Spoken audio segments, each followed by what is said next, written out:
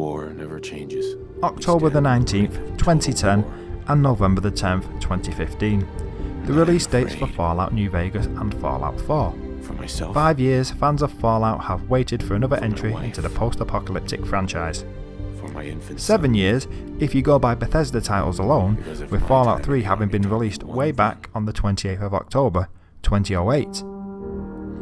With that in mind, you would expect the fans of the series to be super hyped, as was the case during the countdown to the game's launch in early November.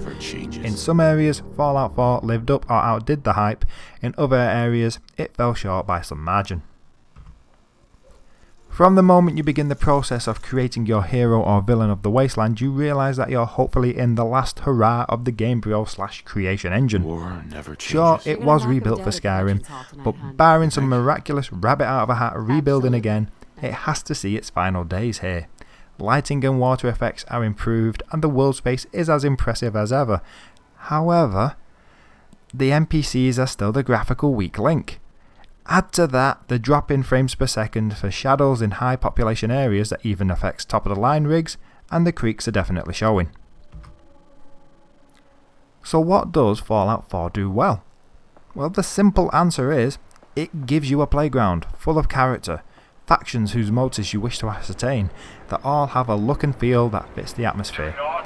The Brotherhood feels like a pseudo-army with its ragtag reconditioned fleet and equipment.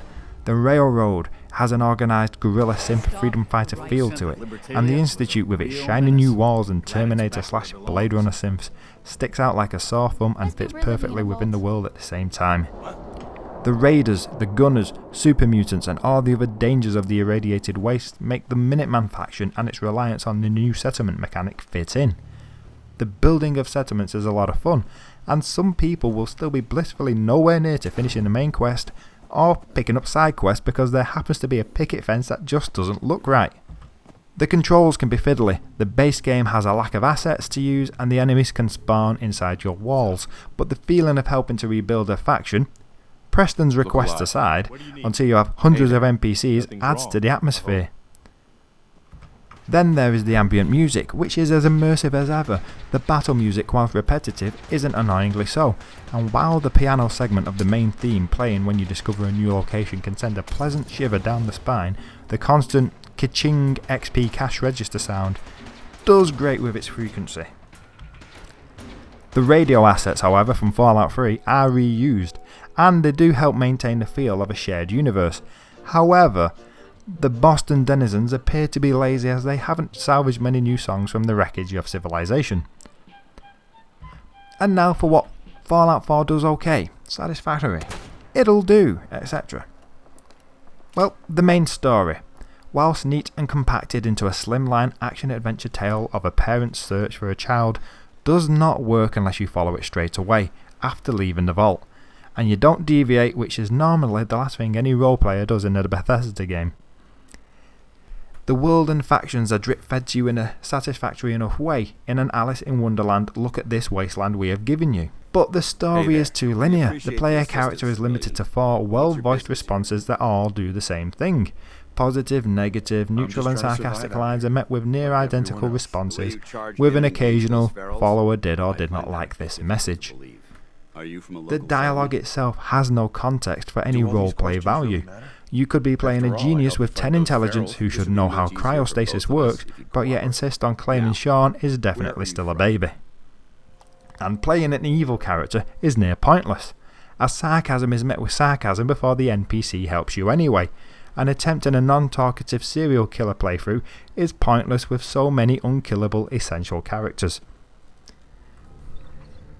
The first antagonist of the game, Kellogg, feels wasted as an enemy. He's hard to kill and he monologues as you approach. That's it. Side quests are down in variety and rely on too many fetch Radiant quest mechanics. There are very few ways to influence the outcome of the Wasteland other than wiping out factions, and the unkillable quest characters that avoid the necessity of writing quests with multiple endings. Throughout the journey, you may have taken one of the well-voiced companions with their interesting backstories and tacked on romances, and then eventually used them as nothing more than pack ponies due to their terrible AI and unkillable god status. However, their voices are done well, and so are the other NPCs with not that many annoying clones, save for the settlers. Then there are the bevy of combat improvements, the cover system and the special companion takedown moves, how enemies now notice if you try to pick their friends off unless you're at extreme range, and how their use of explosives is much improved. The dynamically adapting map, where some areas will have enemies that stay the difficulty you originally discovered them at, while others will have higher level versions of these enemies when you go back a second time. Power armor, with its need for fuel and repairs, feels better as a vehicle, and the modification crafting allows you to take your first found weapon with you a long way, and even name it. Then the modular armor system, it's a welcome addition. But sadly, all of this aside, Fallout 4 has many flaws, and they are quite numerous and mostly roleplay game related. The crafting system is limited to modification crafting. Only power armor and settlement items need repairing. The AI is still terrible in combat despite the improvements, especially indoors. A lot of the companions are essential to the main story, and instead of being where you leave them, they will respawn to where the story wants them to be. Having legendary enemies that mutate instead of unique NPCs and creatures with unique weapons and equipment. Fine, you get a powered up item instead. They're nice power ups, but it feels gimmicky and gamey. The specials and perk chart are simpler to use, but they also lack the benefits of skills and traits from a roleplay perspective. The unlimited leveling and special perks. 28 starting points, so by level 43, without taking any other perks, you can level every special to level 10. So you max them out, you become a god. It feels like it's simply there to allow unlimited leveling instead of allowing a player to have multiple playthroughs. Now, the lack of skills menu. It means many perks end up doing the jobs of previous skills. Powering up abilities, removing the unique perks because you have to put them in instead. The lack of traits. Traits had pros and cons to taking them. They're not there no more. So, Then there's giving more backstory to the player character. It gives you less role playing, and the limited and well done voice dialogue adds to the problem. You end up with the feeling that you're playing the role of the sole survivor instead of your role as a sole survivor.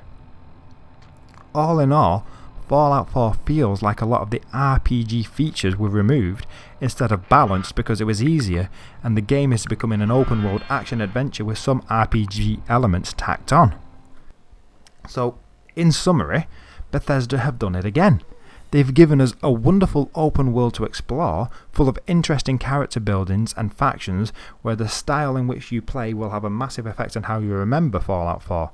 If the more casual open world playground where you cause fun and destruction is your thing, you may see this game as a nice Bethesda sweet roll you can sink your teeth into.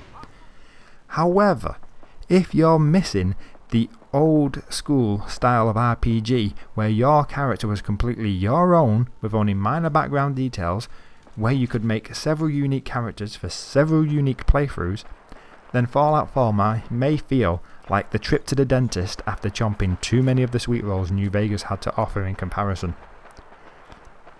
We have an engine at its limits, great sound productions, improved combat, and as usual a wonderful world to explore filled with random encounters, teddy bears, skeletons, and connect the dots yourself details that's mired by crazy AI, more of a progression system than a leveling system, limited dialogue yet impressive voice acting, and a role-playing game that gives you a role to play instead of your role to play. The incoming survival hardcore revamp will improve a lot, and to Bethesda's credit, for good or ill, they'll let us mod it to our preference.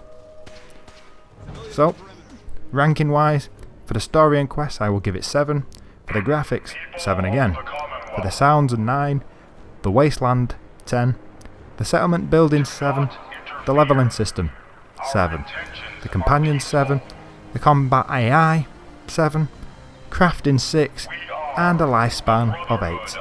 Final score 75 from 100, or 75%. If you want to round it down and make it out of 10, 7.5 rounded up to 8, 8 out of 10.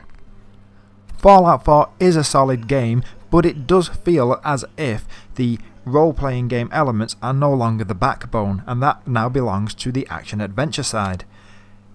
This feels a bit of a backward step in that the old Fallout games gave you a myriad sandbox to create your character as you saw fit. Granted, it does help make Bethesda's storytelling a lot easier this time, but is that worth sacrificing longevity? I'm not so sure. Thanks for listening. I hope you've enjoyed this review. I hope you've put up with my voice. I hope to see you again in my other reviews or even my mod videos. I'll see you again next time. This is Robert on signing off. Bye bye for now.